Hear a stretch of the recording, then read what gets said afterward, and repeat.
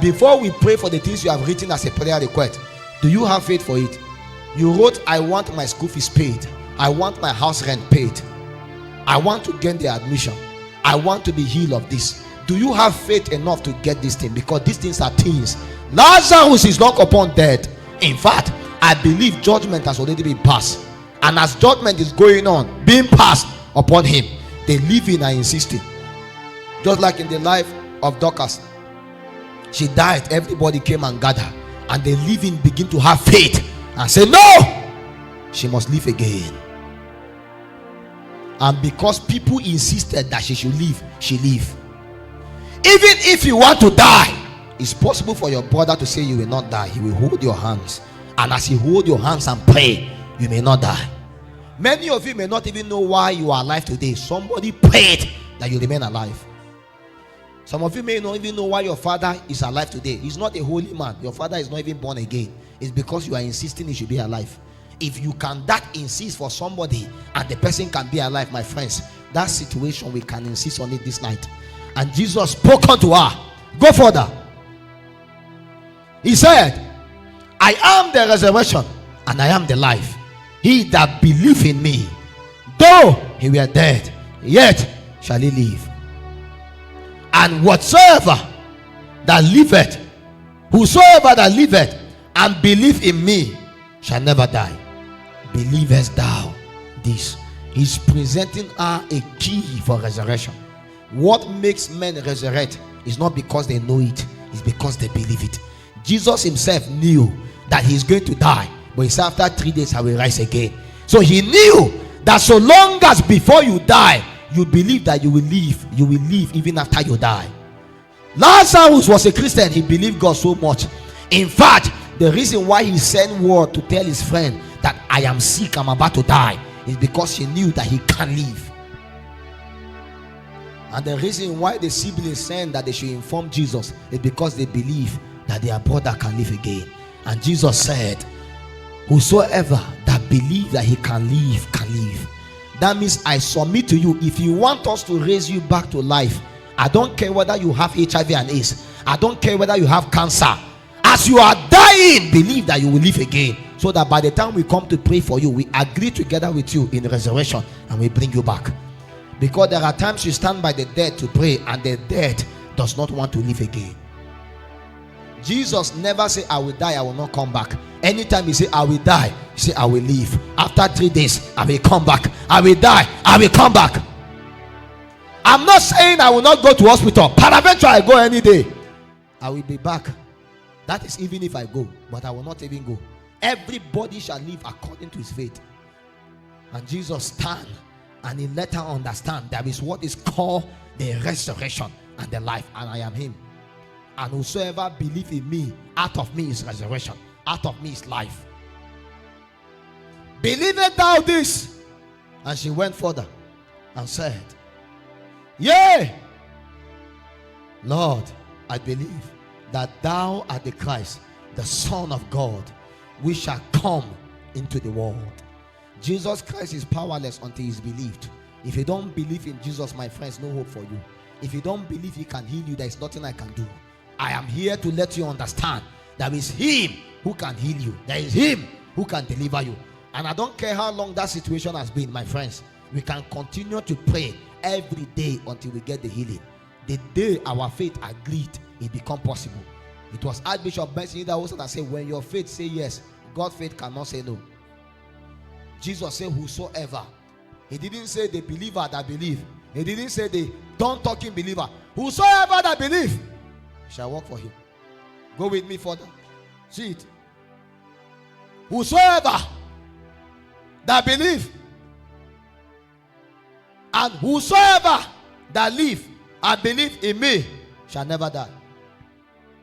That means even if a Muslim believe, he will live. If a Hindu believe, he will live. If a Buddha, anyone that believe, only Christians are still doubting God and asking all kinds. Imagine a Christian went to Bible school only to come back to be criticizing who God is. The Bible speaks about believing, not criticizing him. You don't talk about God criticizing him. We are not talking about one critical critic. You don't come and ask who gave birth to Mary, who gave birth to the mother who gave birth to the mother of God, and he will die cheaply. The power is not in your understanding. The power is in your belief. Whosoever believe, not whosoever truly really understand. You are trying to understand before you believe, you will die there. Whosoever that believe. Believest thou me this? She said, yes, I believe. Further. And when she has said this, she went away and called Mary, her sister, secretly, saying, the master is come and calleth for thee. Now Jesus has converted Martha. Our problem now is Mary. Because we are not sure that Mary is also in the right heart of posture to have faith for our brother. Because right now you've been hearing me now, just because you wrote a prayer request doesn't mean you believe that Jesus can do it. And that is why I'm telling you, what will make us to receive this as a testimony, my friends, is because you believe it, and whosoever that come here together with you in your household also believe it. The Bible says the witness are one or two. At the mouth of one or two witness is a matter established. Right now, Jesus got one witness already. He's looking for the next witness so that the matter can be established.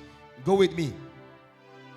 And when they called for Mary, as soon as she heard that Jesus has come, she arose quickly and came unto him. Now Jesus was not yet come into the town, but was in the place where Martha met him. The Jews then, which were with her in the house, and comforted her, when they saw Mary, that she rose up hastily and went out, they followed her, saying, she goes unto the grave to weep there. The Jews are used to crying, my friends. They are used to crying, no faith. Your cry may not do anything, your faith will do.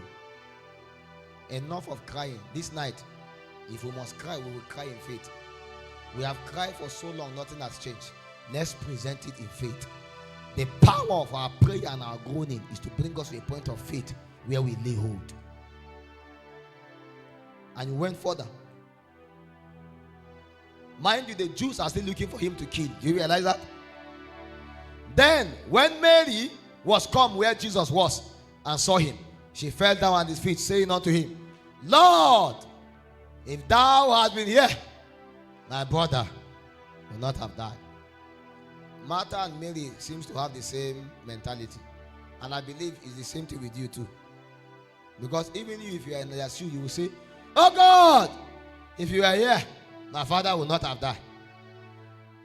Is that not true? Now he has to start on that preaching again. Because he met an unbeliever again.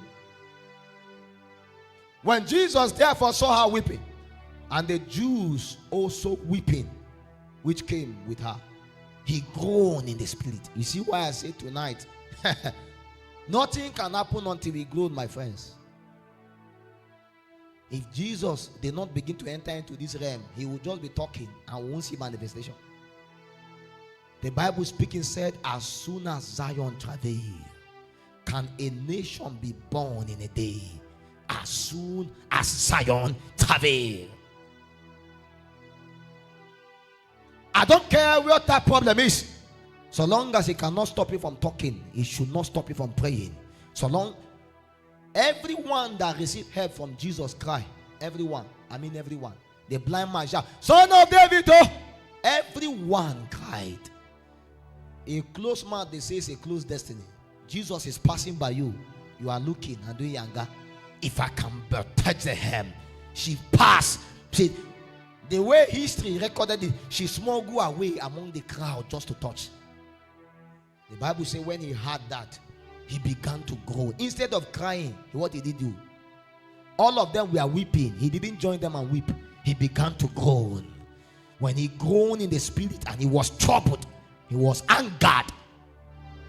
And he said, where have you laid him? At that point, faith was built. They said unto him, Lord, come and see. And Jesus wept. You see, the transcription, do you realize that in this Hebrew context, they are trying to understand what really happened to Jesus at that moment. So the better way to explain it is that he's crying. He wept. But see, me and you, we know that it's not as if he cried. He was actually groaning. He just groaned the more.